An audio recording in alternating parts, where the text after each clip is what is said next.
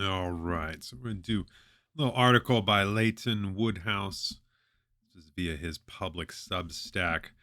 As usual, we'll use Zero Hedge because they have a nice clean interface with a minimal of ads.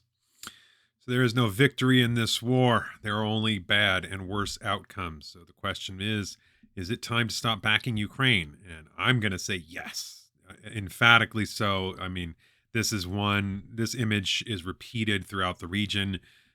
It's time to stop. We should have stopped a year ago. This did not need to go on. We don't need to see people die. Last February, as Russia's invasion of Ukraine entered its second year, President Biden visited Poland and pledged that the United States' eternal support for the Ukrainian military. Quote, our support for Ukraine will not waver, Biden declared. NATO will not be divided and we will not tire. A few days before, Vice President Kamala Harris had made the same promise. The United States will support Ukraine for as long as it takes, she said to an audience in Germany. We will not waver. If Putin thinks he can wait us out, he is badly mistaken, the vice president went on. Time is not on his side. But that's not what the United States top military officer appears to believe. 2 weeks ago, Chairman of the Joint Chiefs of Staff, Mark Milley, told the BBC that the vaunted Ukrainian counteroffensive has only until the autumn weather turns and the cold and the rain impede the maneuverability of Ukrainian forces to achieve its goals. Time is running out for the Ukrainian army's best and perhaps only chance at driving Russians out of Crimea and the Donbass region. For months, analysts and media pundits hyped the Ukrainian counteroffensive as the campaign that could finally turn the momentum of the war against Russia. Quote, this assault could turn the tide of the battle for Ukraine, just as the Allied assault on Normandy beaches altered the trajectory of World War II, end quote, trumpeted Washington Post columnist David Ignatius. The counteroffensive would, quote, achieve significant breakthroughs and accomplish much more than most analysts are predicting, end quote, from former General David Petraeus told the Washington Post columnist Max Boot Russian forces may, quote, collapse over broad areas, Petraeus further speculated. And remember, Petraeus is one of the failures of... Where did he fail in Afghanistan or was it Iraq? I don't remember. Either way, he's a failed leader. We should not be listening to him. Privately, the Biden administration was less optimistic. A top-secret intelligence document leaked on Discord anticipated only modest territorial gains by the Ukrainian army, which hasn't even done that. The bleak prognostication appears to be materializing. Ukraine has thus far failed to break through Russia's defenses, and U.S. intelligence agencies do not expect the Ukrainian army to capture Melitopol, a key objective of the counteroffensive, as doing so would put the Ukrainian army in a position to cut off the land bridge to Crimea, severing Russian supply lines, which is not going to happen. In his BBC interview, Milley insisted that the counteroffensive is making very steady progress, a talking point that Secretary of State Antony Blinken has also recited. And indeed, late last month, the Ukrainian army punctured the first of Russia's 3 defensive layers in southern Ukraine. But even the best case scenario described to The Economist by Defense Intelligence Agency official doesn't put Ukrainian soldiers past the third line of defense until the end of the year. Deep into the season, Milley expects to stymie Ukrainian progress, and with winter around the corner. Something else they're not mentioning there is if you break through the first line of Russian defenses, you are now in a situation where you have Russian offenses on the left, right flank, and right in front of you. So you're going to be surrounded and just shelled into oblivion, which is what repeatedly happened. The Russians just fall back, let the Ukrainians come in, and then they annihilate them. This has happened over and over. Some estimates put Ukrainian death tolls at around 300,000, and that's kind of been confirmed by the fact that you can see from the front lines, they have both young kids on there as well as 60-year-old dudes on there, and not a lot of people that are proper military age. It's because a huge portion of them are already dead or wounded. This has been a horrific war on both sides. Like, estimates, the most reasonable estimates I've seen put Russian deaths at about 200 to 250,000, Ukrainian 300 to 350,000, possibly even up to 500,000. That's the most wild estimate for Ukrainian casualties at this point. Certainly, definitely a lot more than the Russians. The Russians have been sitting back for the last year. They haven't needed to do anything offensively because they basically have the territory they set out from at the beginning of this. And now they're just, daring the Ukrainians to come try and take it back, which they're not going to. That's why you're seeing these big pride strikes, which are nothing more than just, it looks good to fire off a couple storm shadows to, Sevastopol or hit the Kerch Bridge or something like that. But those things are not going to change the course of the war. The Russians still have far more capacity. They have far more troops. This is a war of attrition, and the Russians have all the advantages here. Even if by some extraordinary turn of events the counteroffensive broke through Russia's defense this year, Ukrainian forces would likely be so depleted as to be in no position to push beyond that and take back Crimea. For months, the Ukrainian government has struggled to conscript troops, as fighting-age men have hidden from recruitment officers, bribed them, or simply ignored summons. In January, the rates of desertion and disobedience among Ukrainian soldiers forced President Zelensky to sign a bill increasing prison sentences to a decade or longer. Though Russia, too, is facing similar problems, it has a larger population to draw on. If the counteroffensive fails and Russia maintains control of Crimea, the only way Ukraine could prevail over the long term would be with NATO troops directly in combat, a suicidal situation that would invite global nuclear confrontation. And even then, a victory for Ukraine that comes out years rather than weeks from now could come at the price of total destruction of the entire country. In interviews, Ukrainians have characterized the counteroffensive as a disappointment. I want the price they paid to be reasonable, the wife of a combat veteran told the Washington Post in August. Otherwise, it's just useless what they went through. Her husband, who lost a leg to a landmine, told the Post that soldiers on the front line are unprepared and unmotivated. Another Kiev resident said that the new soldiers had just 2 to 3 days on the front. And yet the Biden administration is pushing for another $24 billion aid package for Ukraine. There is no alternative, President Biden said, of the continued financing of the war. Ukraine is turning into a proxy version of Afghanistan or Iraq, an endless conflict in which victory is still always around the corner, in which the Pentagon and the defense industry push for escalation after escalation, regardless of the reality on the ground, in which deaths mount and a country is destroyed only to end in defeat or a Pyrrhic victory years later, once enough American voters have had their fill of the war. But Biden is wrong. There is an alternative. It's time to stop backing Ukraine and force an end to the war. There is no happy ending to this conflict. A combination of Russian aggression and Western recklessness has destroyed Ukraine's brief experiment in independence.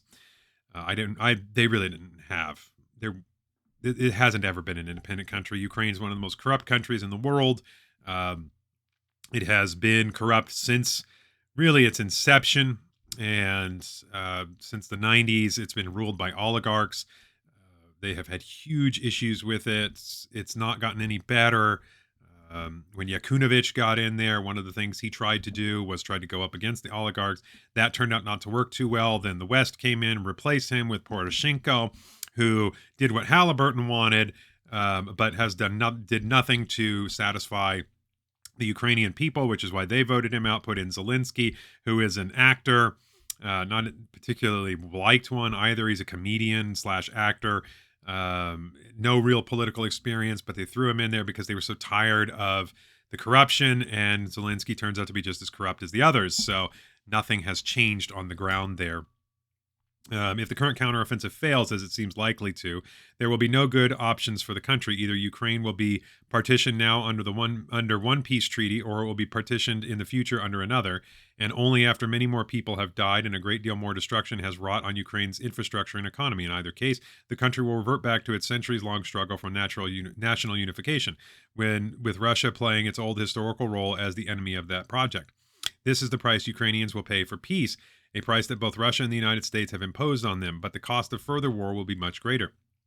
No fair-minded person is happy about these grim prospects for Ukraine, but one of these two countries is capable of ending this conflict. It's time for the United States to take stock of reality and accept that there is no winning this war. Our generals, our diplomats, and the American elite will be the last to accept this. Left to their own devices, they will allow fighting to go on forever. It's time we force them to make a different choice.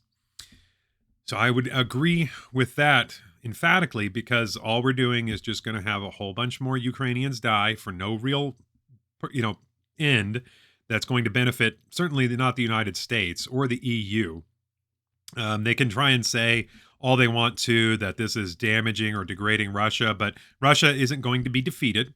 Let's give the most rosy scenario. Somehow Ukraine manages to push Russia back from all of its territory and somehow drive them out of Crimea too. Let's pretend for a moment that could happen, and that's happened. What then? Do you think the Russians are going to, just disappear? They're going to lay down and die? That the gigantic country of Russia is going to cease to exist? That all of Russia is going to collapse? None of those things are realistic. This is a country that went through communism for 60 plus years and went through a horrific collapse from that, and still manage to stay a country. So I don't see that even if Russia somehow were to lose this conflict, that it would cost them the rest of their country and that it would just collapse. That's not a realistic scenario. It's also not a realistic scenario to think that the Ukrainians are going to push back the Russians. Like, we just sent in 31 Abrams tanks. What do you think 31 tanks is going to do on a multi-hundred-mile front that has 3 layers of defenses, and the Russians have, double, more than double. They have double the artillery production capacity of us and something like 8 times the ability to fire off their artillery on the front lines versus the Ukrainians, who are going through sometimes 10,000 shells a day and not making any real progress. Remember, Zelensky was just in town begging for more money. And what did he say? He said, if we don't get this money, we'll lose the war. If you're about ready to lose the war and you need money to just prevent yourself from losing the war, there's no chance that you can win the war. That's not a realistic thing. So our choice is this. Keep sending Ukrainians to the meat grinder and Russians to the meat grinder. Admittedly, nobody cares about the Russians for some reason, like it's not going to have some long-term effect. Or we tell them, enough. End this war. Stop. Negotiate.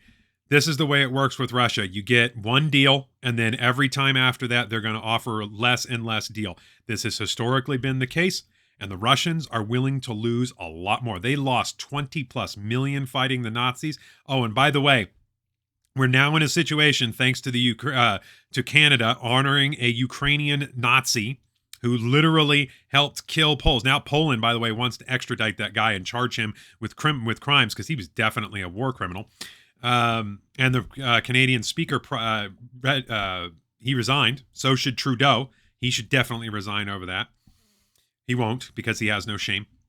But the Russians are looking at that saying, see, we said so. This is exactly what we talked about. They support Nazis, and we just gave them the perfect propaganda win for that. So the Russians are now going to be more invigorated than ever. The Azov Battalion, which is openly flying Nazi symbols, and nobody seems to care. We've known since 2018 that there's been a big neo-Nazi problem in Ukraine. And so now the Russians are like, yeah, see, we told you. And then you went and celebrated him. And so that just galvanizes support. Last night in St. Petersburg, the Ukrainians hit something that caused a small blackout. That's only going to, what do you think the Russians are going to do in response to that? They're going to fire off a volley of missiles at Lviv or Kiev, and winter's coming. And so, again, like I said, war of attrition. Who's going to win? The country that's got like 8 times the population, or the tiny little country, the gigantic country that hasn't even really started to pull from its regular army?